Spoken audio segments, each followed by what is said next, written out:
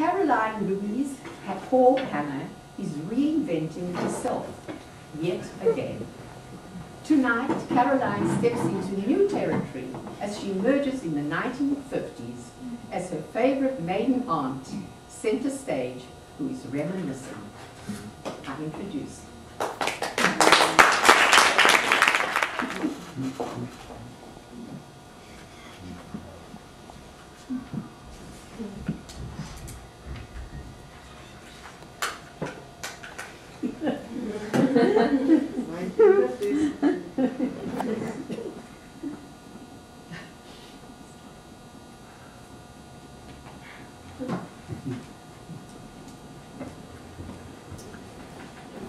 A portly man paces close to a bright and crackling fire.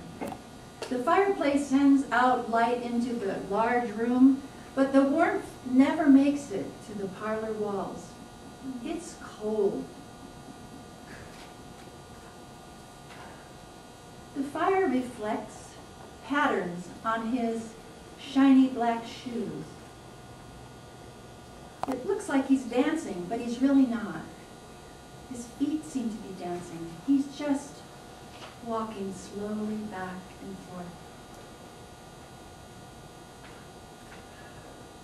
Now his gray hair is receding, but he makes up for it with a large, white, bushy goatee.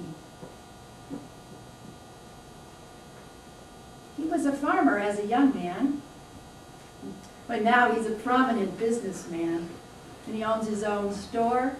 He's a deacon in his church, and he was even a sheriff of S.O.A.R County, Minnesota, where he lives. So this is Reuben Oscar Hall, and he's about to become my father.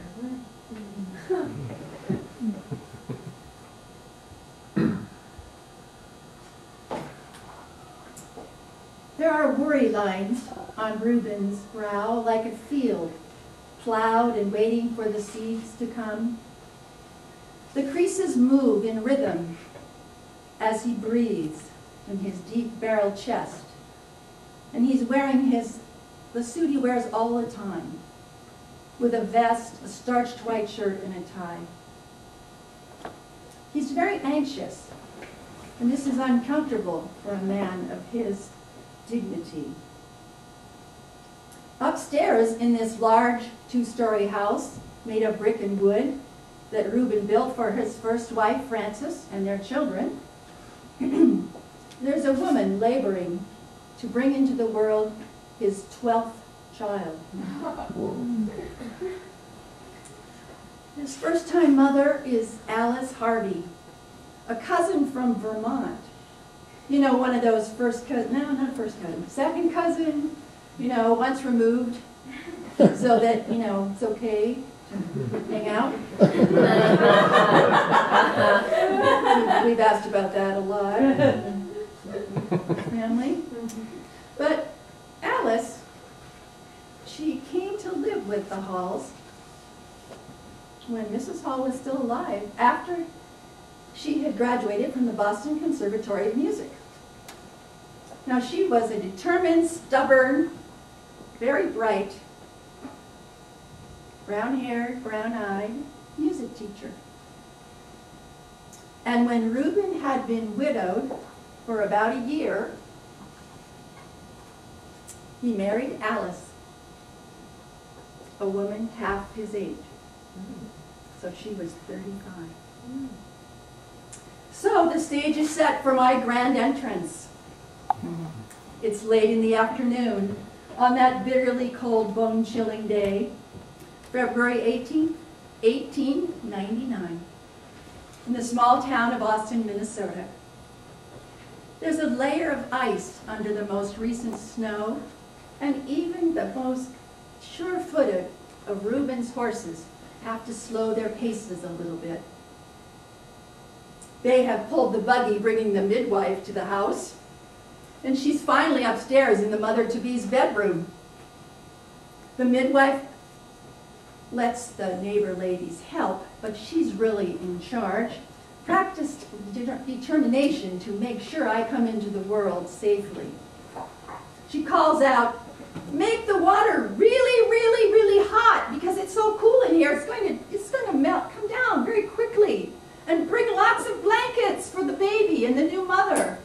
But hurry, hurry, the baby's coming, the baby's coming." Just then, with the last rays of the setting sun, they're pouring through the window. Shafts of light float across the floor to the foot of my mother's bed, creating a welcoming carpet of glimmering gold.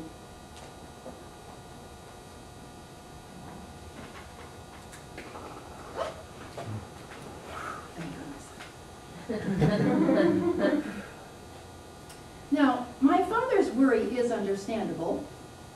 Of the 11 children born to Reuben and his first wife, only 6 survived to adulthood.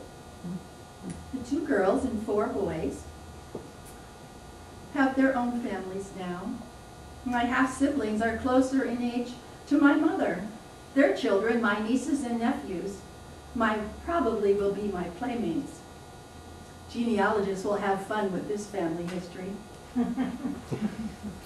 So, Reuben and his distant cousin, Alice Harvey, are starting a new branch of the Hall family tree. But Father knows that if this baby survives, he will most likely not be here to see the child into adulthood. He pivots on his heels, runs his hand through his long beard, a prayer on his devout lips. He makes his way to the front windows and gazes out at the fading sunlight, looking at the pristine lawn covered with beautiful snow. And he wonders out loud, will God allow this child to live? And if he does, will the baby have a long and fulfilling life? When he hears the anticipated cry coming from upstairs that heralds my arrival, he allows himself a small smile and a big sigh of relief. The furrows in his forehead begin to relax. The plowed ground has received the seed, and it's been smoothed over by a hard labor. The nurturing of this seedling begins. Upstairs, the ladies have crowded around the bed. They're admiring my beautiful, beautiful dark pink skin. They're admiring my cry that brought me into the world and my light blonde hair that's stuck to my scalp. My mother sits gazing down at the baby. Isn't she beautiful? She's perfect. She's all right, isn't she? The ladies all nod and smile, reassuring her. Oh, please go find Reuben. Tell him to come up. I want to introduce him to his new daughter.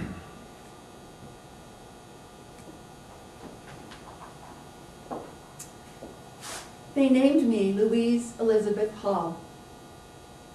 And yes, I have lived. To be continued.